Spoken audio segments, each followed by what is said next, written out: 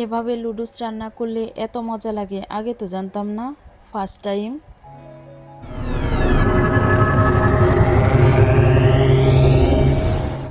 আসসালামু আলাইকুম, আশা করি সবাই ভালো আছেন।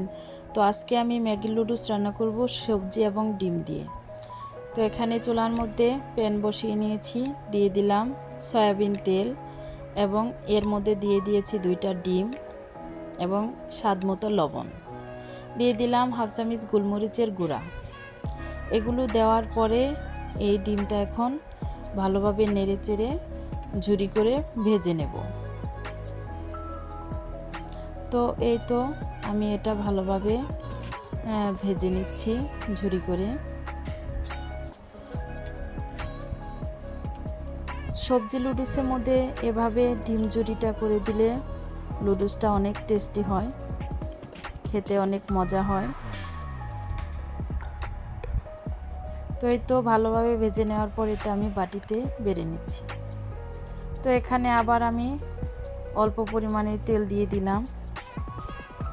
দিলাম 1 কাপ পরিমাণের পেঁয়াজ কুচি, আর দিয়ে দিলাম অল্প পরিমাণের কাঁচামরিচ কুচি। তো এগুলো দেওয়ার পরে এটা ভালোভাবে হালকা ভেজে নিতে হবে। তো ভেজে নেওয়ার পরে এর মধ্যে আমি দিয়ে দেব সবজি হিসেবে কুচি করা মিষ্টি আলু কুচি, দিয়ে দিলাম টমেটো কুচি। এখানে আমি পাকা টমেটো এবং কাঁচা টমেটো দুটাই অ্যাড করেছি। তো দিয়ে দেব স্বাদ মতো লবণ এবং অল্প পরিমাণের হলুদের গুঁড়া, মরিচের গুঁড়া।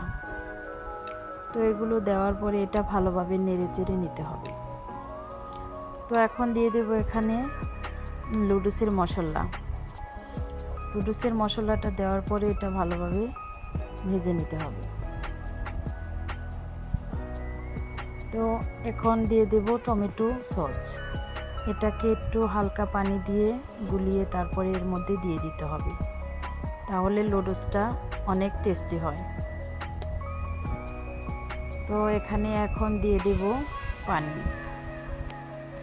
তো পানির পরিমাণটা একটু বেশি দেব, কারণ এর মধ্যে আমি লুডুসটা সিদ্ধ করব। এই তো বলক আসা পর্যন্ত অপেক্ষা করে এখানে লুডুসটা দিয়ে দেব।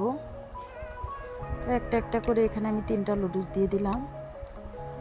তো একটা ঢাকনা দিয়ে এটা ঢেকে দেব, 5 মিনিট সিদ্ধ করব। এখন 5 মিনিট সিদ্ধ করার পর এই তো লুডুসটা সিদ্ধ হয়ে গেছে। এখন শুধু নাড়াচাড়া করে ভেজে নেব।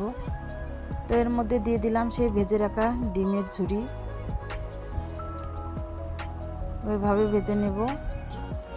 এখন চুলাটা অফ করে আমি এটা ভালোভাবে নাড়াচাড়া করে নেব, যাতে নিচে লেগে না যায়। তো এগুলো ভালোভাবে নাড়াচাড়া করে এখন আমি একটা বাটিতে বেড়ে নেব।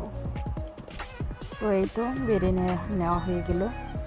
তো ভিডিওটি ভালো লাগলে আমার চ্যানেলটি সাবস্ক্রাইব করে দেবেন, পাশে থাকা বেল বাটনটি বাজিয়ে দেবেন আমার নতুন নতুন ভিডিও পাওয়ার জন্য। ভালো থাকবেন, আল্লাহ হাফেজ।